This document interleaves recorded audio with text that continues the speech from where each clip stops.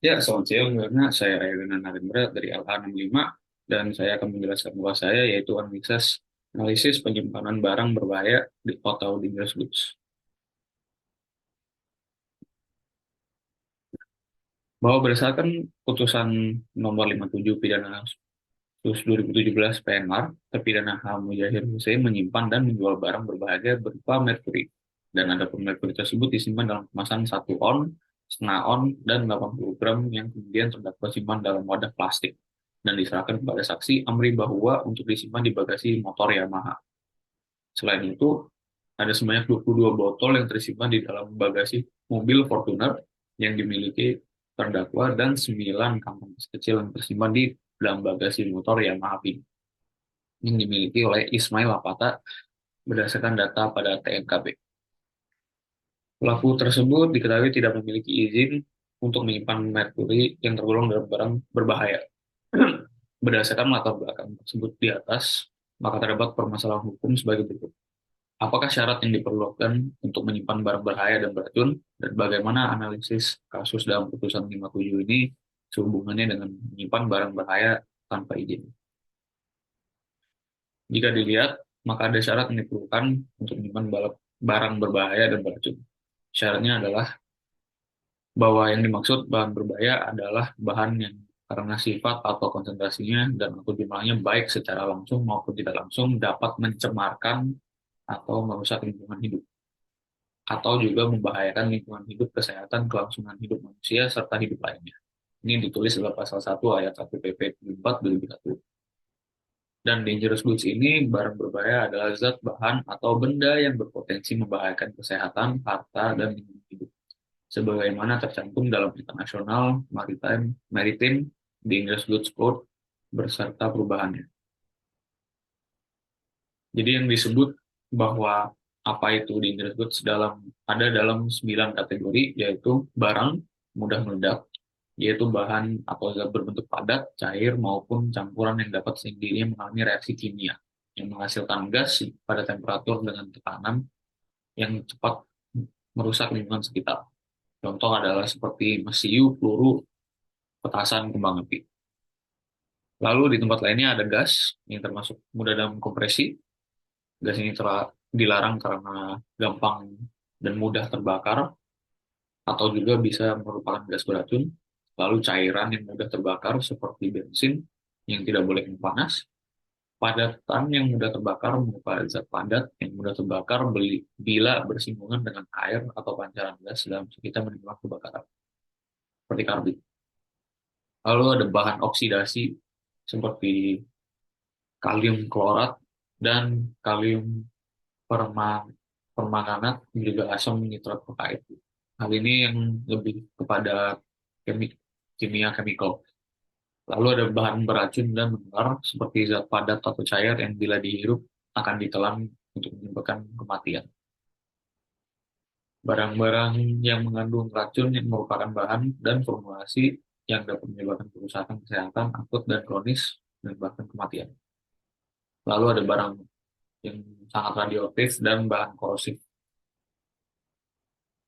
Dalam artikel tersebut, zat di luar 9 golongan dangerous good ini mempunyai sifat iritasi yang bahan padat atau cair yang mempunyai sifat iritasi dapat menyebabkan ketidaknyamanan.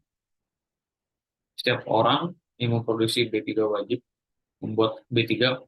wajib lembar data keselamatan bahan, sedangkan setiap penanggung jawab penanggutan, penyimpanan, dan pengendaraan B3 wajib menyertakan lembar data keselamatan tersebut dan melakukan kegiatannya. Berdasarkan informasi dari situs FedEx, apabila seorang tidak yakin apakah barang miliknya adalah B3, maka dapat meminta lembar data keamanan bahan kepada produsen atau pemasok. Lebih lanjut, dalam Hazard Communication Standard 29 CFR 1910-1200, diatur bahwa semua pihak-pihak yang berkaitan dalam aliran distribusi bahan kimia tersebut juga bertanggung jawab menyampaikan MSDS sampai pada pengguna, di antaranya penanggung jawab pengangkutannya, penyimpanan, dan pengendaraan B3 wajib menggunakan MSDS yang telah dibuat produsen.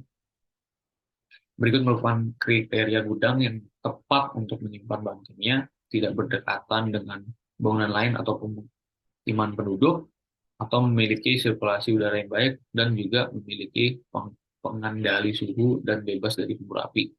Selain itu, berdasarkan hasil observasi lapangan dengan Mitra 10, selaku pengelola gudang diketahui bahwa Mitra 10 menjual cat dan cat disimpan dalam gudang yang sama dengan barang-barang bangunan lainnya. Gudang Mitra 10 terletak di bidang tanah yang berbeda dengan toko dan tidak menempel dengan gedung lainnya.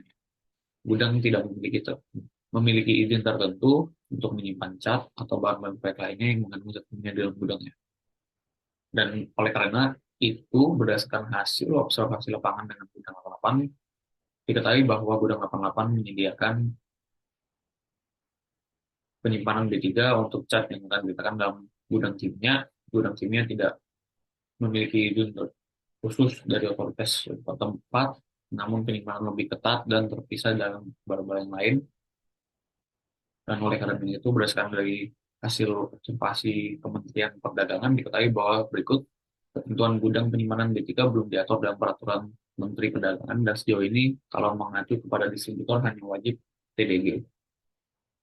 Namun terdapat ketentuan yang berlaku umum, yakni isi dalam gudang DG tidak boleh dicampur dengan bahan pangan, namun bisa dicampur dengan bahan kimia sejenis lainnya.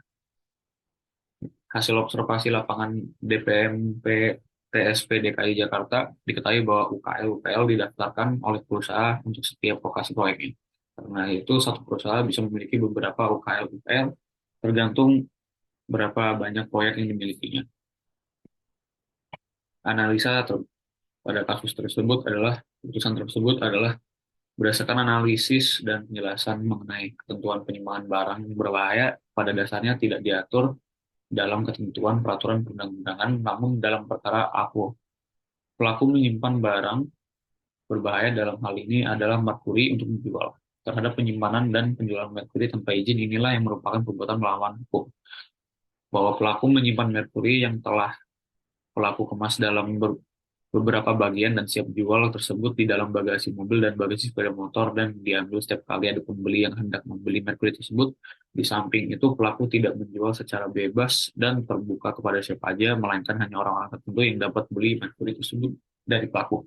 Cukup menjadi petunjuk lagi bagi majelis hukum bahwa pelaku berusaha memperdagangkan merkuri tersebut secara diam-diam atau terselubung menghindari kemungkinan ketahuan jika sewaktu-waktu ada pemeriksaan atau razia dari aparat yang berwenang. Tindakan tersebut telah cukup memberikan gambaran bahwa pelaku dengan menyimpan merkuri tersebut di bagasi motor dan bagasi mobil telah mengetahui dengan jelasnya bahwa bahan berbahaya tersebut tidak diperbolehkan atau diperjualbelikan secara bebas tanpa izin.